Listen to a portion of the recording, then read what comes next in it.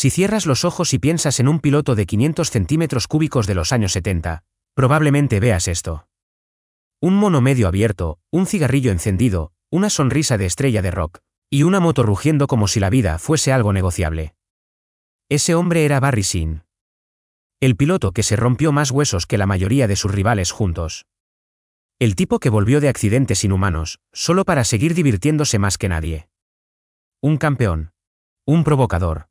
Un superviviente. Y quizás, la figura más magnética que jamás pisó un paddock. Esta es la historia del último rock and roll star sobre dos ruedas.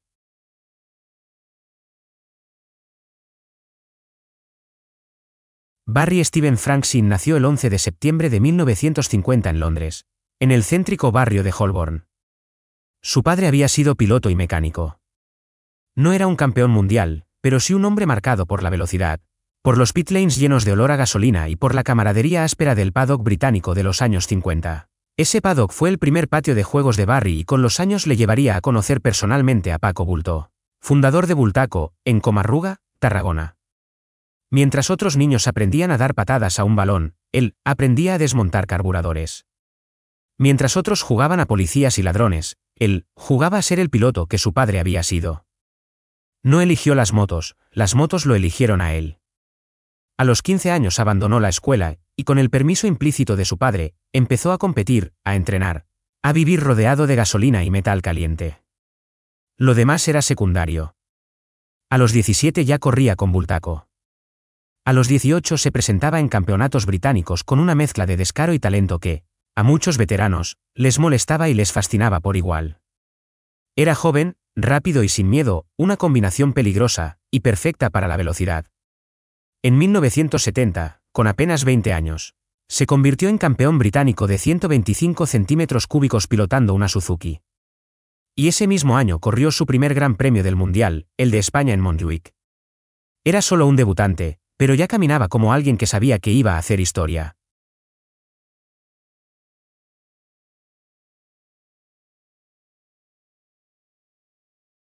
...1971 fue su verdadero bautismo internacional.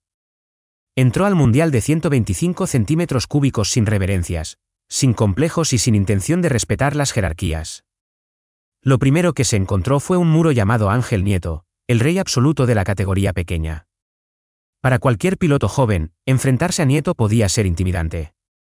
Para Barry, en cambio, fue estimulante. Tanto que se convirtieron en grandes amigos, fuera de la pista, lógicamente. Ese año conquistó su primera victoria, en Bélgica, y terminó subcampeón del mundo de 125 centímetros cúbicos. Ya era oficial, el chico británico estaba llamado a ser algo grande. Pero ese mismo año vivió otra experiencia que lo marcaría para siempre, el TT de la isla de Man. Barry no era un hombre propenso al miedo. Aún así, aquella carretera salvaje, sin escapatorias, con casas, muros y árboles bordeando el trazado, le enseñó una verdad brutal: la gloria y la muerte podían estar separadas por apenas un error, un bache, un latido. No fue una retirada cobarde, fue una decisión consciente. Ese circuito, dijo años después, era un lugar donde la suerte mandaba demasiado. Y ya había perdido demasiados amigos allí. Barry quería que su suerte durase, porque tenía grandes planes.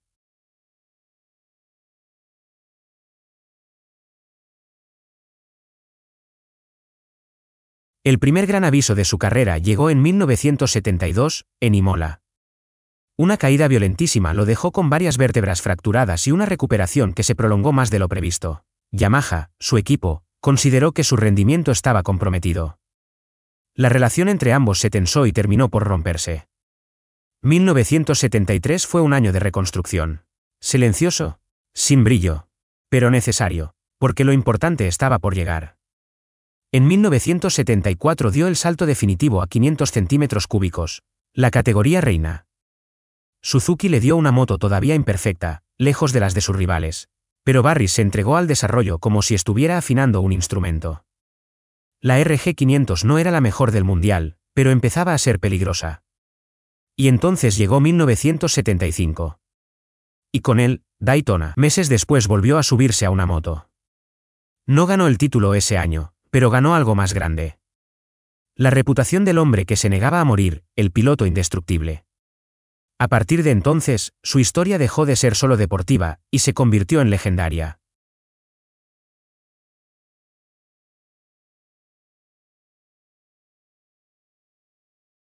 «1976 fue el año en que por fin todo se alineó, el piloto, la moto, el equipo, el momento.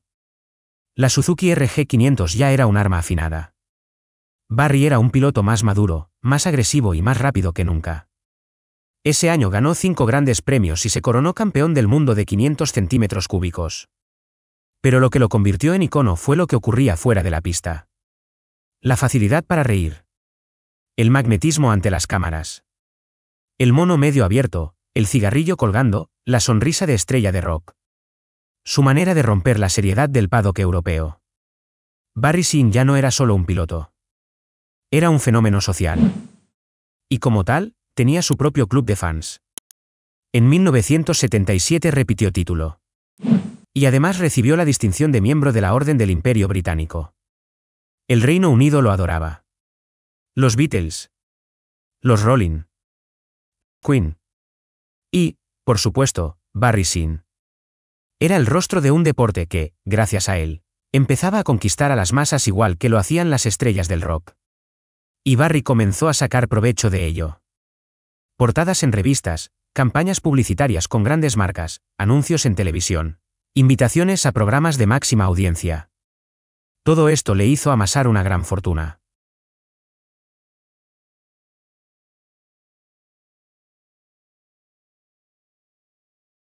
Pero las leyendas necesitan antagonistas. Y en 1978 apareció uno, y de los buenos. Kenny Roberts. Roberts no era un personaje. Era una máquina. Frío, disciplinado, físicamente impecable. El estilo americano del dirt track llevado al asfalto europeo. El duelo sin Roberts fue más que deportivo. Fue cultural. Inglaterra contra Estados Unidos. Europa contra América. Roberts terminó imponiéndose. Marcó una nueva era. Y con ello, el reinado de Singh empezó a agrietarse. Pero Barry no era un hombre fácil de desplazar. Siguió peleando en 1979, pero terminó tercero. Y empezó a perder la fe en Suzuki. Creía que no recibía las mejores motos. Creía que el equipo priorizaba a otros pilotos. Creía que su tiempo con la marca había terminado. Y así sucedió en 1979.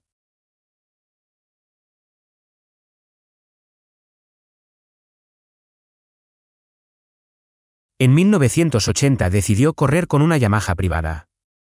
Una moto claramente inferior. Pero era un desafío, y Barry nunca había sabido decir que no a uno. Ese año sufrió un accidente brutal en Paul Ricard, que terminó con la amputación de medio dedo meñique. No era algo que afectara gravemente a su pilotaje, pero el público lo tomó como otro capítulo más en su lista de milagros, aumentando su aura de piloto indestructible.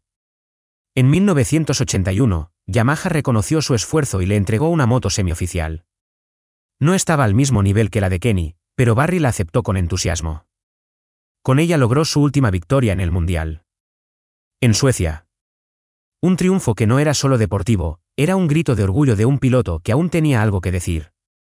Pero en 1982, en los entrenamientos de Silverstone, la suerte volvió a torcerse. Se encontró una moto caída en una curva ciega. Impactó a más de 250 km/h contra ella. La imagen era estremecedora. Las secuelas devastadoras. Un nuevo milagro seguir con vida. Ese día terminó definitivamente el Barry Singh capaz de luchar por títulos. En 1983, Suzuki le ofreció motos semioficiales. Era casi irónico. La marca con la que lo ganó todo, ahora le ofrecía material de segunda línea. Pero para Barry, volver a Suzuki era cerrar un círculo. El resultado fue duro. 14º. Pero ya era un hombre peleando más contra su propio cuerpo, que contra unos rivales de un nivel técnico elevadísimo. La retirada empieza a tomar forma en su mente. En 1984 terminó sexto en el Mundial. Un resultado sorprendente para alguien con tantas limitaciones físicas y sin material dominante.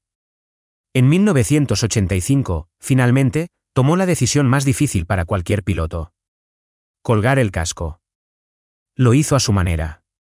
Sin drama. Sin lágrimas. Solo realismo y gratitud.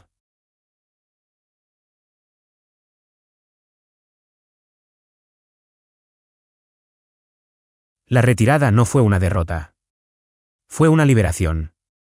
Barry se mudó a Australia, buscando un clima amable para sus lesiones y una vida menos frenética. Allí descubrió su nuevo talento, comentarista de televisión. Su humor, su franqueza, su acento británico y su mirada única sobre las carreras lo convirtieron en una voz imprescindible. Durante los años 90, participó en exhibiciones y eventos de motos clásicas. Aunque ya no competía de verdad, la pasión seguía viva. Hubo caídas, sustos, momentos peligrosos. Pero Sin siempre volvía a levantarse. En su honor nació el Barry Sin Festival of Speed, una celebración de su legado, de su carisma y de esa manera tan suya de vivir. Rápido, alegre y sin arrepentimientos.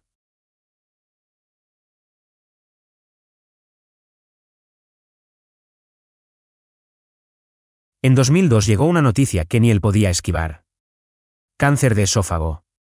Barry, fiel a sí mismo, decidió no someterse a los tratamientos más agresivos. Quería calidad de vida, no más sufrimiento añadido. De eso ya había tenido en exceso.